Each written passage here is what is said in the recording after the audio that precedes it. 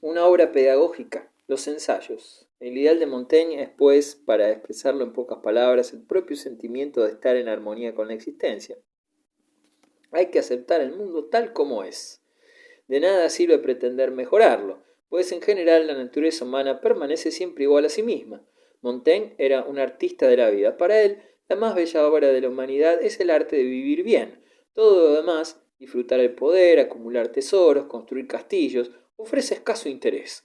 Su filosofía consiste en sacar el mejor partido de la existencia con las cualidades vitales que se nos han concedido. En aquel mundo de libros y de agradable soledad que había sabido crearse fue donde Montaigne se transformó en escritor. Un día decidió confiar al papel sus reflexiones sobre el mundo y los hombres. El manuscrito fue engrosado de día en día y se convirtió al fin en un libro cuyo título, Ensayos, llegaría a ser el nuevo nombre del género literario reflexivo. Acerca de los ensayos dice el historiador y crítico de Maugeant: Michel de Montaigne puso en práctica, bajo una forma inmortal, la independencia del pensamiento que Ramus había proclamado como principio. Sus ensayos son el primero y acaso el mejor fruto que haya producido en Francia la filosofía moral. Constituye el primer mensaje dirigido a la sociedad laica y mundana sobre las graves materias que los sabios profesionales habían pretendido hasta entonces juzgar en coto cerrado. El principal encanto de esta obra es que su autor deja transparentar en cada línea su condición humana. No constituye un tratado y mucho menos un discurso, sino la libre fantasía de un conversador amable y prodigiosamente instruido, que se desenvuelve caprichosamente a nuestras miradas. Las ideas toman cuerpo y se desprende vivaz la abstracción. Libro y escritor no son más que la misma cosa, por decirlo así. Montaigne vivió su obra en lugar de componerla. El haber conseguido liberarse del dogmatismo fue lo que permitió a Montaigne iniciar este nuevo campo de actividad literaria. Precisamente porque quería vivir por sí mismo, pudo observar el mundo y los hombres con más perspicacia, maravillando a su generación y a la posteridad con la originalidad de sus reflexiones. Su existencia extremadamente egocéntrica produjo una contribución original al desarrollo cultural, y aquel hombre, en apariencia alérgico al esfuerzo, no vivió más que para las labores de la inteligencia. Su mayor satisfacción era añadir nuevos descubrimientos intelectuales a su querida biblioteca e ir perfeccionando su lenguaje para expresar su pensamiento con la mayor claridad posible. Montaigne sometió a la sociedad de su tiempo una crítica mordaz. Manifestó sentir mayor simpatía por el canibalismo natural que por las orgías de sangre en que se revolcaba la Francia de las guerras de religión. Nada más lejos de él que el fanatismo. Ciertamente es poner las conjeturas a un precio bastante alto cuando se hace quemar vivo un hombre por ellas. Montaigne terminó su libro en 1580, cuando contaba cerca de 50 años.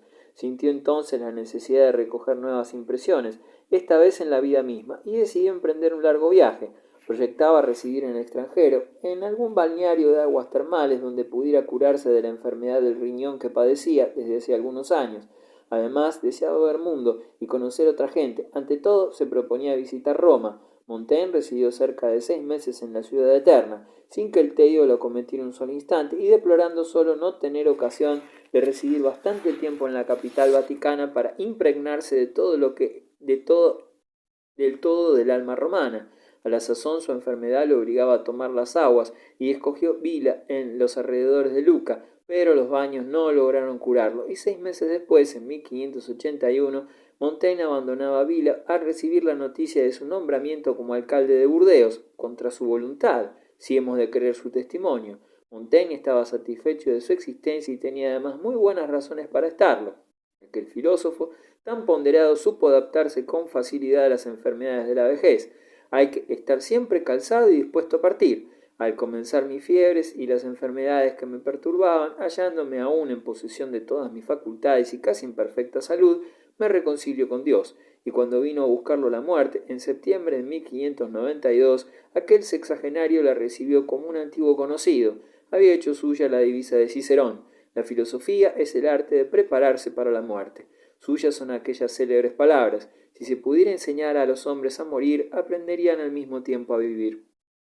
El tránsito de Montaigne fue rápido y suave. Uno de sus mejores amigos dijo, luego de haberle llorado: ¿cómo se burlaría de nosotros si supiera que lloráramos por él?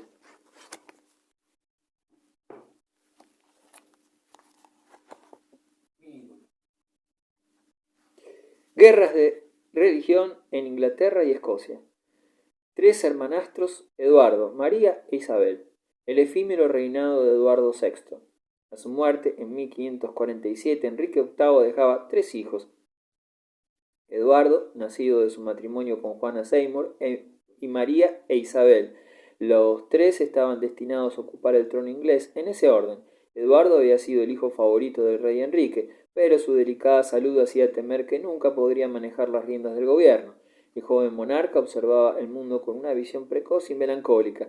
Mientras se le consintieron sus fuerzas, Eduardo VI hizo cuanto pudo para desempeñar airosamente su papel de soberano. Escribió una obrita acerca de las dificultades de la época y la manera de hacer frente a ellas, y en un diario íntimo, minuciosamente llevado, notaba sus reflexiones sobre los hombres que le ayudaban a solucionar los problemas del reino inglés. Cada día leía 10 capítulos de la Biblia. Los reformistas lo llamaban el nuevo Josías. A la muerte de Enrique VIII se había colocado al frente del gobierno el duque de Somerset, hermano de Juana Seymour, tercera esposa de aquel monarca, pero pronto sería evidente que el duque no poseía cualidades para ejercer tan elevadas funciones. Sin embargo, quedó unida a su nombre una medida de carácter religioso que ha perdurado. Somerset era un protestante convencido y pretendía que el protestantismo fuera la religión oficial del Estado de Inglaterra. A tal respecto presionó en el Parlamento para que impusiera en 1549 un libro de oraciones codificado, el Book of Common Prayer, libro de la plegaria común. El misal, obra de Cranmer, ha conservado hasta hoy el recuerdo de la piedad del arzobispo y su notable dominio de la lengua inglesa. El Common Prayer, sin duda, lo único importante que el reinado de Eduardo VI produjo, sigue siendo en la actualidad la base de la vida litúrgica anglicana. En 1549, Somerset fue derribado por su implacable rival, el conde de Warwick, que asumió la dirección del gobierno y se hizo nombrar duque de Northumberland. Con fecha 22 de enero de 1552, se conserva esta lacónica nota en el diario del joven rey: el duque de Somerset decapitado en Tower Hill esta mañana, entre las 8 y las 9. Northumberland no era más que un aventurero sin conciencia, carente en absoluto de las cualidades requeridas para ser un estadista. En 1553, percatándose de que Eduardo VI no viviría ya mucho tiempo, el ministro consiguió persuadir al rey casi agónico de que excluyera a sus hermanas María e Isabel de la sucesión al trono, en beneficio de una joven dama, Jean Grey, que podía sostener ciertos derechos como bisnieta de Enrique VII. Lady Jane se había casado con un hijo del duque de Northumberland. El duque esperaba seguir manteniendo su poder en Inglaterra después de la muerte de Eduardo por intermedio de su nuera. Por su parte, era la princesa María la que diría la última palabra en el problema de la sucesión al trono inglés. María la Sanguinaria. María Tudor contaba 38 años a la muerte de Eduardo, por tanto ya no era una jovencita. Además, era muy poco agraciada y su voz, según decían, tenía inflexiones masculinas. En cambio, poseía ideas muy claras y concretas acerca de cuál era su misión en este mundo y la voluntad no menos firme de llegar hasta el final en todas sus decisiones. Muy piadosa, aspiraba a ser reina de Inglaterra para restablecer en su reino el poder y el prestigio de la Iglesia romana. La religión había sido su único consuelo cuando fue testigo de cómo su madre, Catalina de Aragón, era repudiada por su marido Enrique VIII, cómo éste se declaraba contra el Papa y cómo ella misma era declarada bastarda mientras la amante del rey, Ana Bolena, pasaba a ser reina de Inglaterra. María se había visto humillada al extremo de ser obligada a servir como dama de honor de su hermanastra Isabel, hija de la concubina. Desde entonces no había cesado de temer por su vida, pero tantos sufrimientos y pruebas habían fortalecido su fe, forjado en su alma un temple de acero. Cuando María se enteró de la muerte de su hermanastro Eduardo VI, reunió a sus partidarios y consiguió apoderarse del trono. El duque de Northumberland fue sepultado en una prisión y luego ejecutado. A Lady Jane Grey, que había ya sido proclamada reina, renunció a su efímera soberanía. Aquella joven erudita prefería leer a Platón en el texto griego que reinar en Inglaterra y por tanto no puso ninguna dificultad para abandonar la escena política. Pidió sencillamente que la dejaran regresar a su casa. No le concedieron esta dicha y fue conducida a la torre. Habiendo María ocupado el trono, el embajador español le propuso matrimonio con el príncipe Felipe, hijo y heredero del emperador Carlos V. Al fin María consintió en ello, aún persuadida de que su elección no agradaría en modo alguno a sus partidarios. Es tan ardiente y decidida, escribía el embajador español en Londres a Carlos V, que si yo le pidiera que atravesara la Mancha en un barreño de la Colada, intentaría la aventura. María deseaba ver un retrato de aquel futuro esposo a quien no conocía y que era sobrino suyo. A petición del embajador imperial, María de Hungría, tía de Felipe y gobernadora de los Países Bajos, le remitió un retrato pintado por Tiziano. A la primera ojeada, a María le acometió un sentimiento de profunda ternura y un ardiente deseo de recibir a Felipe como marido en su país. Desde entonces su vida entera estuvo consagrada a Felipe II de España. Entretanto, sus súbditos demostraron con franqueza su oposición a tales proyectos de matrimonio. ¿Qué iba a suceder? Se convertiría Inglaterra en una provincia española y se establecería la Inquisición en el país. Todos estos temores cristalizaron en el estallido de una peligrosa revuelta dirigida por un gentilhombre aventurero, Thomas Wyatt, que marchó sobre Londres, al frente de una tropa de partidarios dispuestos a obligar a la reina a que firmara su abdicación. Esta reaccionó a tiempo. En un discurso dirigido a los londinenses, María apeló a la fidelidad de su pueblo. La población de Londres se declaró dispuesta a morir por su reina. Los amotinados perdieron todo valor a los primeros síntomas de resistencia y se pasaron al campo de la soberana. White, general sin ejército, se vio obligado a rendirse y fue encerrado en la torre. Entonces María tomó sangrienta venganza de los sublevados. Lady Jane Grey, considerada peligrosa por los consejeros de la reina, figuró entre las víctimas sacrificadas en el cadalso.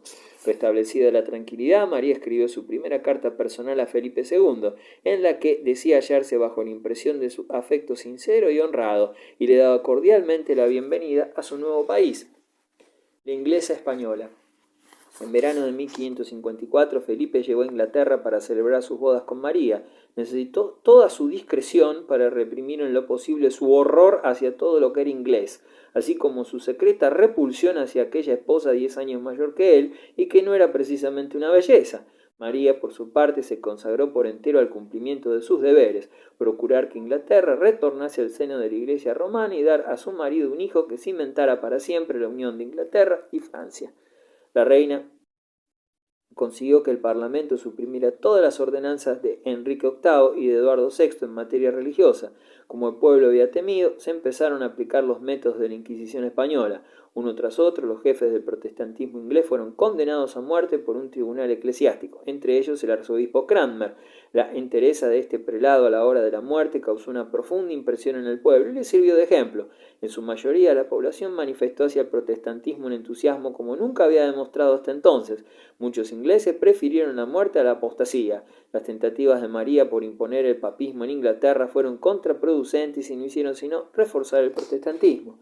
El rencor del pueblo inglés hacia María quedó patente en el sobrenombre con que pasó a la historia de Inglaterra, Bloody Mary, María la Sanguinaria, pero el epíteto resultaba exagerado, ya que durante sus 6 años de reinado hallaron la muerte unas 400 personas, cifra muy inferior en comparación al número de víctimas sacrificadas en otros países. Si la resistencia encarnizada de su pueblo representó una grave desilusión para María, su incapacidad para dar un hijo a su marido fue todavía más cruel. La reina creyó estar encinta en varias ocasiones. En cada una de ellas se vieron defraudadas sus esperanzas. Felipe, hastiado de su papel de correcto esposo, se marchó de Inglaterra. La abominación que los ingleses profesaban a su reina y su política hispano-católica llegó al paroxismo cuando Felipe y María declararon la guerra a Francia, con tan mala fortuna que perdieron la plaza de Calais. En otoño de 1558, Inglaterra recibía al fin con mal disimulado gozo la noticia de que la reina María había muerto. «Dios salve a Madame Isabel», murmuraban los súbditos de María Tudor antes de que falleciera. Isabel sucede a María. Isabel, nacida de Enrique VIII y Ana Bolena, era fruto de aquel matrimonio que fuera causa inmediata de la ruptura religiosa con Roma. La princesa tuvo una juventud muy agitada. A los 15 años su nombre aparece ya citado en un proceso por alta traición. Durante el gobierno de María, Isabel participó en casi todas las conspiraciones contra el régimen establecido. Sospechosa de complicidad con ocasión del motín de White, pasó algunos meses encerrada en la torre. El embajador de España exigió que fuera ejecutada e Isabel se defendió con la mayor sangre fría. «Me acusan de muchas cosas, pero no pueden probar nada». Según parece, grabó estas mismas palabras en el marco de una ventana del aposento donde la retenían prisionera.